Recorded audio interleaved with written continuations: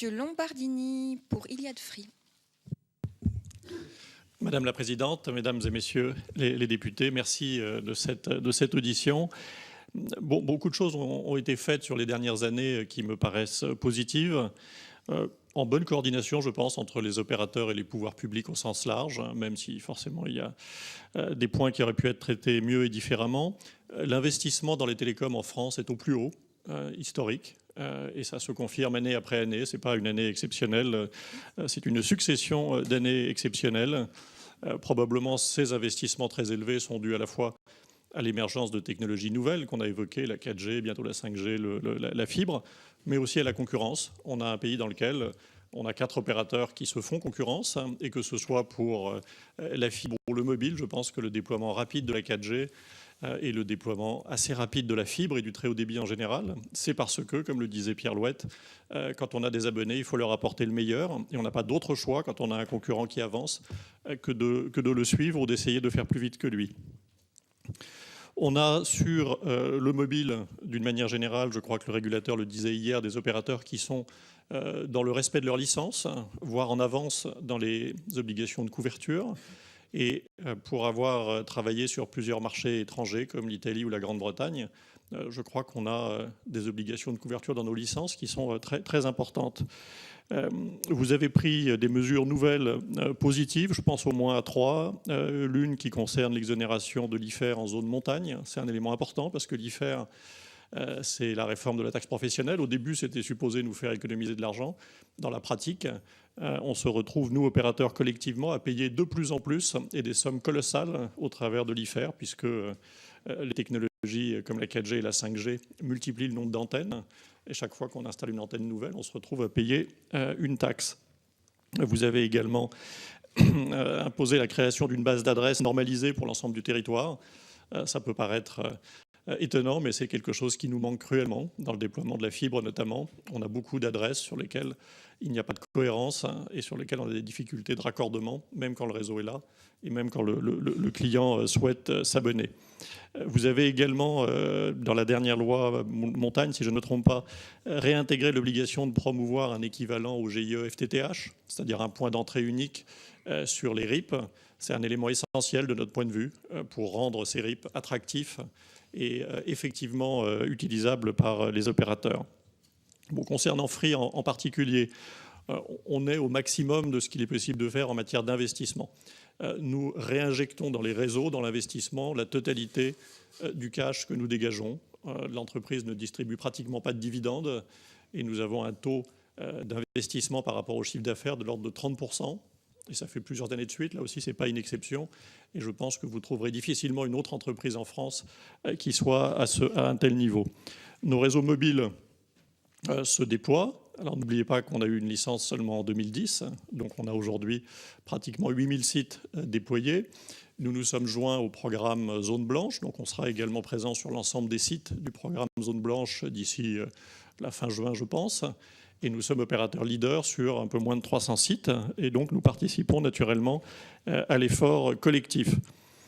Nous avons également obtenu des fréquences 700 MHz qui sont libérées progressivement. Donc, ce qui explique que nous soyons peut-être un tout petit peu moins présents que les 3 opérateurs qui avaient obtenu des fréquences 800 MHz qui sont très utilisées et très utiles pour porter la 4G dans les campagnes. Mais soyez certains qu'avec le 700 MHz, nous poursuivons l'effort de notre côté.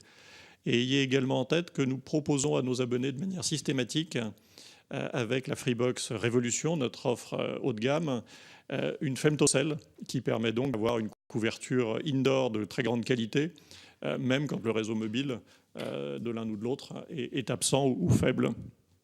Sur le fixe, on a poussé très loin le dégroupage, puisque le cuivre est encore, malgré les évolutions technologiques, ce qui apporte aujourd'hui l'Internet à la plupart de nos concitoyens. On a mis en place très tôt le VDSL. On participe de manière systématique aux opérations de montée en débit. Et sur la fibre, on a lancé le projet il y a maintenant pratiquement 10 ans. Nous avons à peu près 4 millions de logements raccordables. Et nos objectifs sont ambitieux puisque nous avons l'objectif de 9 millions de foyers raccordables fin 2018 et 20 millions de foyers fin 2022. On participe de manière systématique au co-investissement sur les zones dites amies avec Orange. Et d'autre part, nous serons naturellement clients des RIP, sachant que nous portons une grande attention, comme je vous le disais, aux interconnexions techniques pour éviter d'avoir une multiplication d'architectures hétérogènes qui rendent la commercialisation complexe. Alors malgré tous ces points positifs, vous me direz, je pense tout à l'heure, que la France vous paraît en retard et qu'il y a encore des attentes. Alors là-dessus, quelques éléments de réponse. La première chose, c'est dans les statistiques. J'ai lu hier le rapport de la Cour des comptes. À le lire, on a le sentiment d'être très en retard. C'est également parce qu'on a fait un choix très luxueux avec le FTTH. C'est un choix auquel nous adhérons, auquel nous n'avons rien à redire, mais c'est un déploiement qui est beaucoup plus lourd, beaucoup plus compliqué et qui suppose de rentrer à nouveau chez l'abonné pour lui poser une nouvelle prise, ce qui veut dire que ça prend du temps, quoi qu'on fasse. La plupart des pays voisins, tous les grands pays même voisins, ont choisi de moderniser le cuivre ou de moderniser le câble, ce qui veut dire beaucoup moins d'investissement, quelque chose de beaucoup plus rapide, et puis pas d'intervention chez l'abonné en général. Donc on a fait un choix. Si les critères de comparaison étaient une connexion à 500 mégabits, la France serait probablement pratiquement en tête. Le choix de la mesure, il est sur 30 mégabits ou 100 mégabits selon les statistiques. Et là, effectivement, le câble ou le cuivre peuvent moderniser en Angleterre, en Allemagne ou en Espagne, apporter beaucoup. La France a fait ce choix du FTTH. Ça prendra du temps, mais à la fin, on aura un réseau plus moderne que la plupart de nos voisins.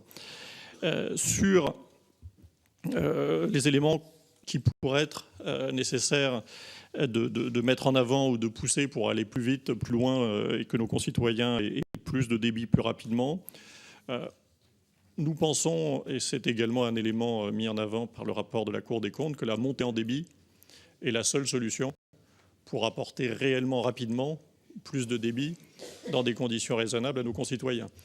Quand on regarde pas mal des plans sur les RIP, on s'aperçoit que la fin de la couverture, elle va jusqu'à 2030 ou dans des périodes très lointaines. La montée en débit, ça permet d'apporter une réponse plus rapide et de manière assez simple.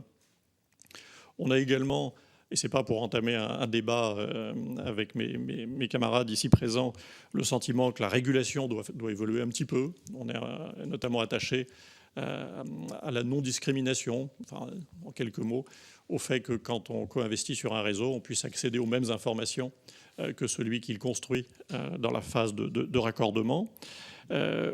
Nous sommes, je vous l'ai déjà dit, très favorables à l'idée d'un GIE FTTH sur les réseaux d'initiative publique.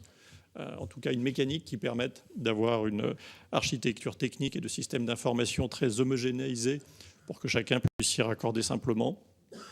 On a également le sentiment que le seul moyen, passer à un certain niveau de couverture des zones blanches, d'être efficace sur le mobile, c'est la mutualisation.